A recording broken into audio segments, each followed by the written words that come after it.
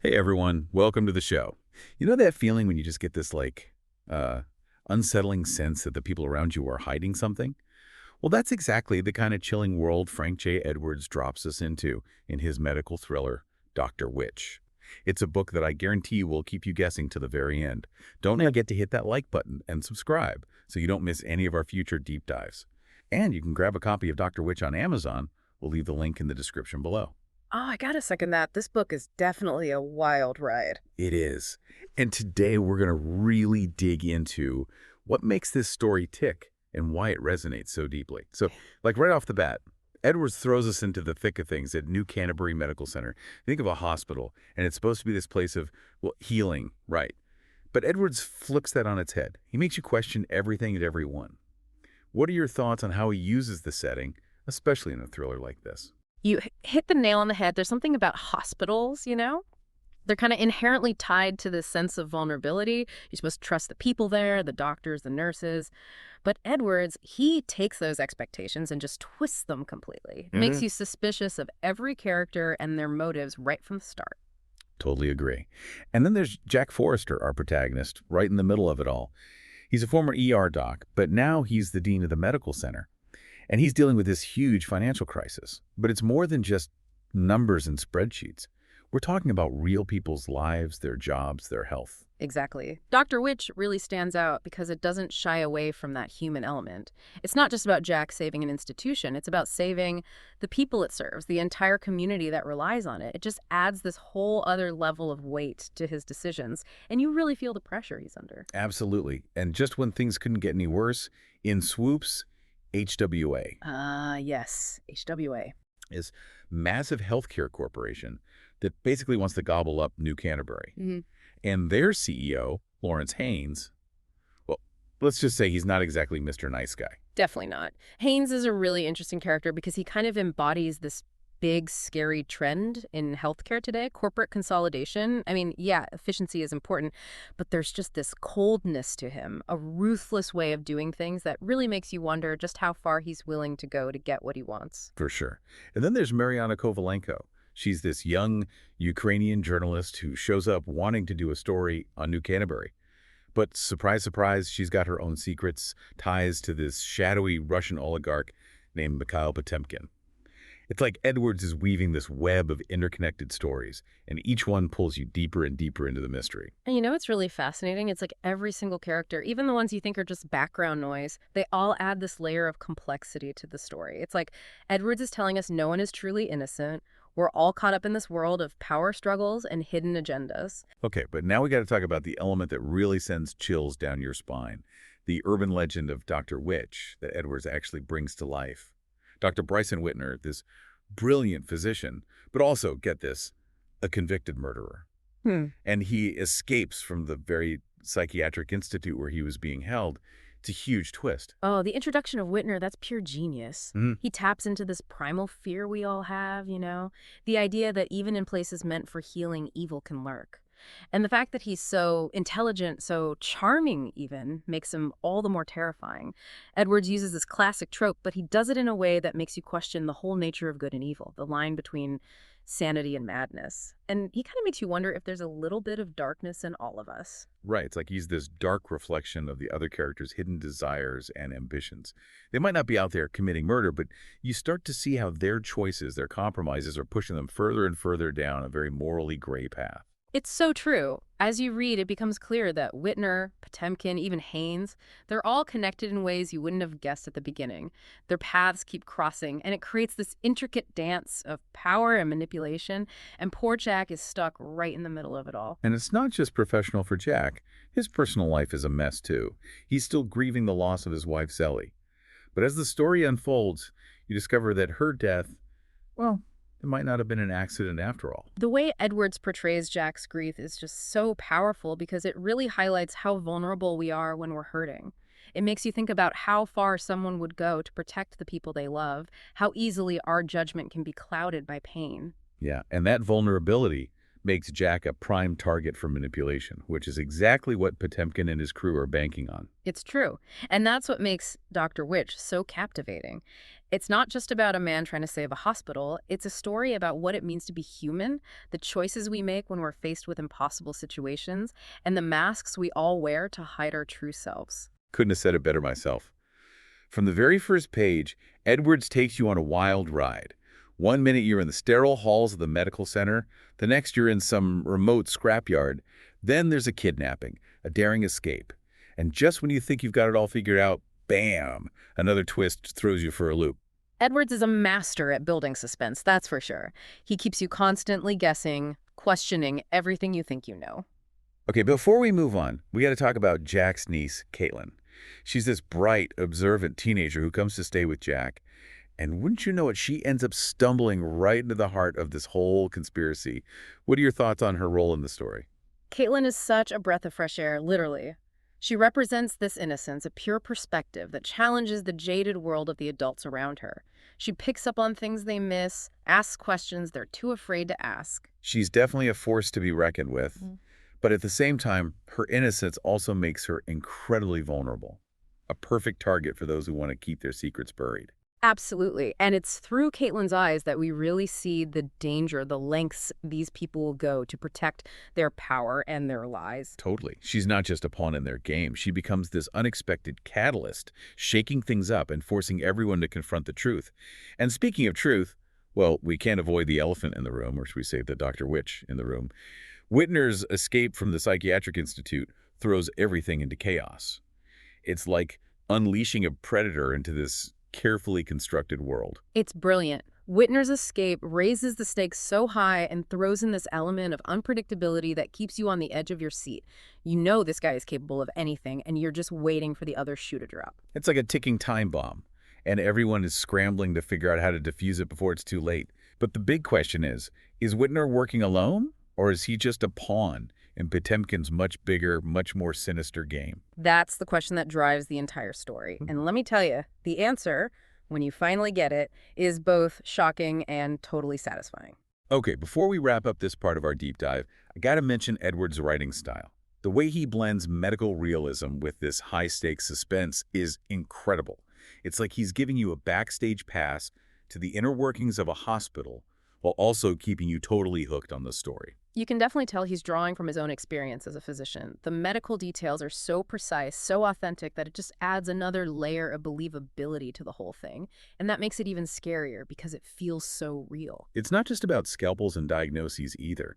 He goes deep into the ethical dilemmas, the power dynamics, the moral compromises that doctors and administrators face every day. And he does it in a way that doesn't get bogged down in technical jargon. He makes these complex issues accessible and weaves them into the narrative so smoothly that you almost don't realize you're learning along the way. It's like he's holding up this mirror to the whole healthcare system, showing us the cracks, the vulnerabilities, the dangers that lurk beneath the surface. Absolutely. And it forces you to think about some uncomfortable truths about human nature.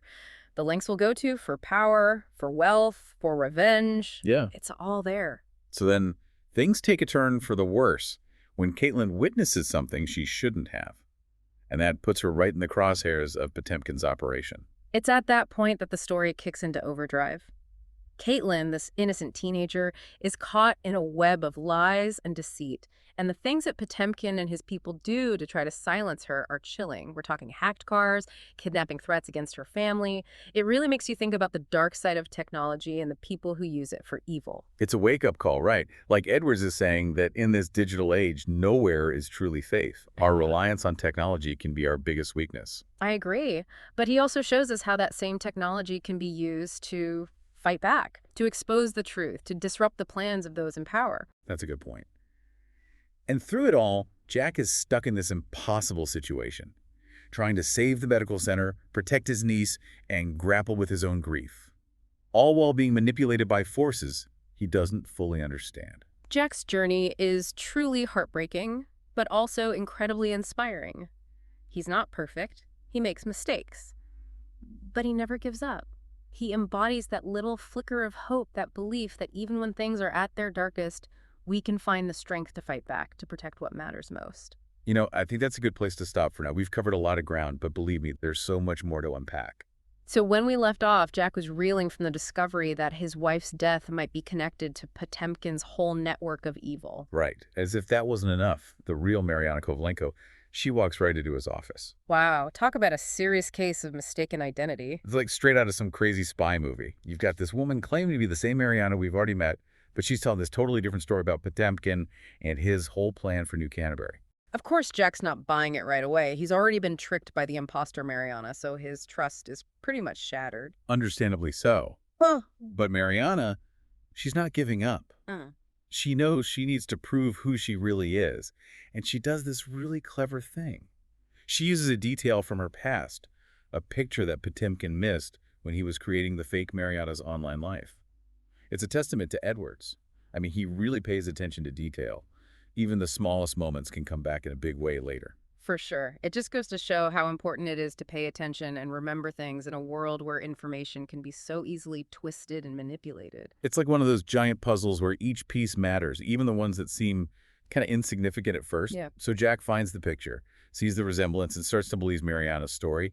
But even then, he's still a little wary. He's been burned before, and he doesn't want to make that mistake again. I get it. The stakes are sky high. We're talking about the medical center, his niece's safety, and now this realization that his wife's death could be the work of a powerful and ruthless enemy.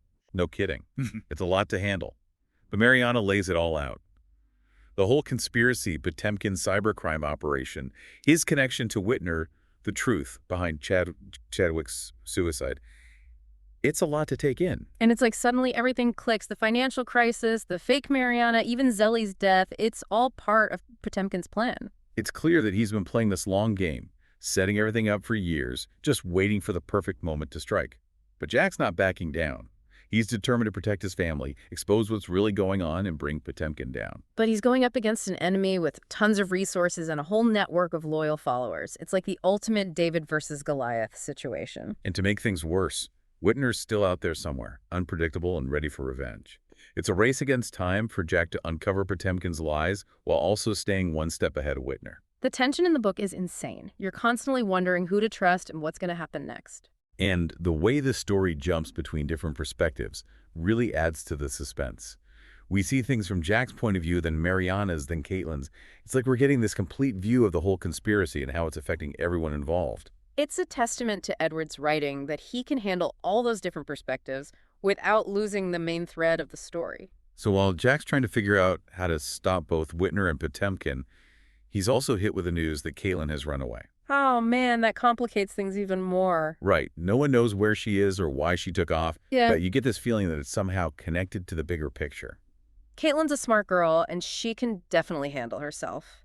But she's still young, and you can't help but worry about what might happen to her. It's like Edwards is playing on our fears as readers, tapping into that instinct to protect the vulnerable. And he does it so well. You're just on the edge of your seat the whole time hoping Caitlin will be okay. Meanwhile, the real Mariana is trying to get used to life at Jack's place, hiding from Potemkin's guys and dealing with the trauma of being kidnapped. It's a lot to process. She's definitely been through a lot, but she's strong. She wants to help Jack, even if it means putting herself in danger. And she ends up playing a key role in solving the mystery.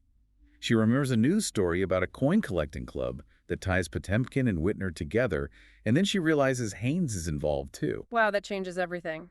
Suddenly the stakes are even higher. Now Jack's not just trying to save a hospital. He's trying to expose a massive conspiracy that goes all the way to the top. And the tension keeps building when Whitner escapes from the psychiatric institute. That throws everyone into a panic. You know, he's not messing around and that his escape is going to have major consequences. And that's where we leave things at the end of part 2. Whitner's on the loose. Jack and Mariana are racing against time to bring the truth to light. And Caitlin's still missing. It's a total cliffhanger that leaves you desperate to find out what happens next. So we left off with Whitner on the loose and that terrifying feeling that he's out there somewhere plotting something awful. Yeah, it's like this dark cloud hanging over everything. Yeah. A storm just waiting to break. And it doesn't take long for that storm to hit. Liskey and his crew show up at Jack's house looking for Mariana. Oh man, talk about a nightmare. Jack's already dealing with so much, and now he's got these Russian thugs threatening his home and the people he cares about. It's crazy. And you know what's interesting? Even in that intense situation, Edwards makes you feel a tiny bit sorry for Liskey. He's definitely a bad guy, but he's also kind of tragic. He's so loyal to Potemkin, even though that loyalty is twisted and messed up. Yeah, he's a product of Potemkin's world, a world where violence is the answer to everything. Exactly. And it's a world that Jack wants to escape. But first, he's got to get through this encounter with Lusky. And it's close. That scene where they confront each other at the house is so intense. You can practically feel Jack's adrenaline pumping as he tries to protect Mariana and buy time for the cops to show up. And Tony, he's the real surprise.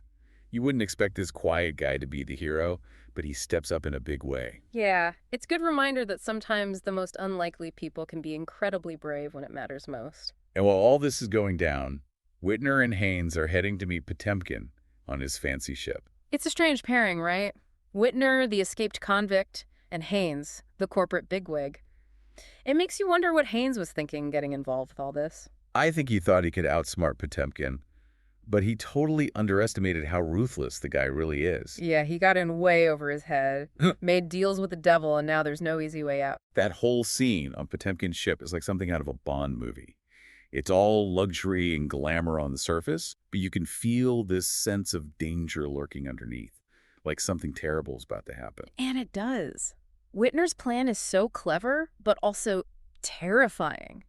The way he uses that coin to poison Potemkin is like some kind of twisted poetic justice. It's like a chess match, and Whitner has been playing the long game, setting Potemkin up for the ultimate checkmate.